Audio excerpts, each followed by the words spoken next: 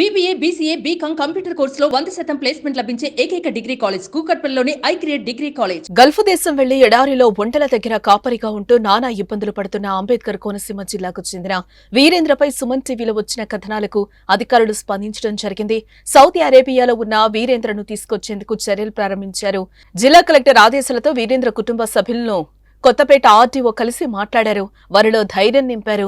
Indian embassy ద్వారా వీరేంద్రను తీసుకొస్తామని హామీ ఇవ్వడం జరిగింది. ఉపాధి కోసం అంబాజీపేట మండలం ఇసుకపూడి మెరకపేటకు చెందిన సరళ వీరేంద్ర కుమార్ గల్ఫ్కు వెళ్లి ఏజెంట్ మోసంతో అక్కడి ఎడారిలో చిక్కుకుని నరకయాతన పడుతున్నాడు. వీరేంద్ర వంట మనిషిగా పనిచేసేందుకు ఈ నెల 9న మధ్యవర్తులు ఏజెంట్ ద్వారా ఖతార్ దేశానికి వెళ్లాడు.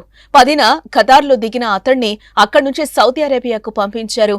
వీరేంద్రను చెప్పిన పనిలో పెట్టకుండా ఎడారిలో ఒంటెల కాపరిగా నియమించారు. దీంతో తన ఆవేదనను సెల్ఫీ వీడియో ద్వారా లోకానికి తెలియచేశాడు. అధిక ఉష్ణోగ్రతల కారణంగా వీరేంద్రకు రక్తపు వాంతుల బారిన పడ్డారు. ఆ ప్రాంతంలో తాగేందుకు నీరు, ఆహారం దొరక్క నరకయాతన పడుతున్నట్టుగా ఆవేదన వ్యక్తం చేశాడు. వీరేంద్ర ఆవేదనపై సుమన్ టీవీ వరుస కథనాలను ప్రసారం చేసింది. నేరుగా సౌదీలో ఉన్న వీరేంద్రకు వీడియో కాల్లో మాట్లాడి అక్కడి పరిస్థితులపై ఆరా తీసింది. వీరేంద్ర సుమన్ టీవీ ముందు తన గోడును వినిపించాడు.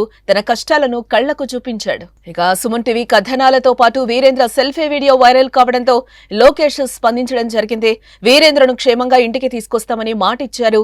సుమన్ టీవీ ఎఫెక్ట్ తో కోనసీమ జిల్లా కలెక్టర్ సైతం చర్యలు ప్రారంభించారు. స్థానిక అధికారులతో మాట్లాడి కొత్తపేట ఆర్టీఓను కుటుంబ సభ్యుల వద్దకు పంపించి వారిలో ధైర్యాన్ని నింపారు. ఇక వీరేంద్ర ఇంటికొచ్చేందుకు ఏర్పాట్లు జరుగుతున్నాయి. త్వరలోనే అతడు స్వదేశంలో అడుగు పెట్టనున్నాడు. సుమన్ టీవీలో మీ పర్సనల్ అండ్ బిజినెస్ ప్రమోషన్స్ కోసం కింది నెంబర్కి కాంటాక్ట్ చేయండి.